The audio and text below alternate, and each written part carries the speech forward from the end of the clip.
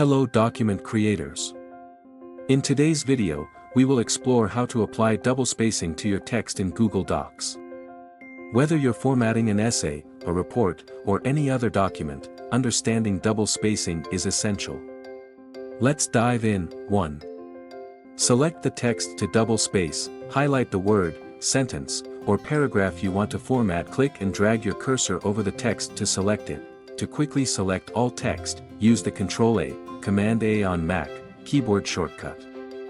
The text will be highlighted in blue when selected. 2. Apply double spacing. Locate the line spacing icon in the toolbar.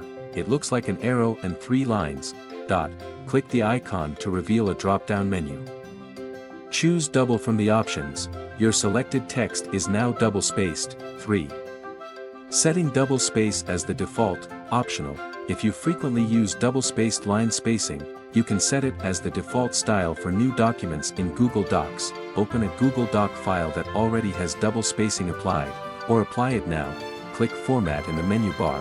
Hover your cursor over Paragraph Styles in the drop-down menu. Another submenu will appear.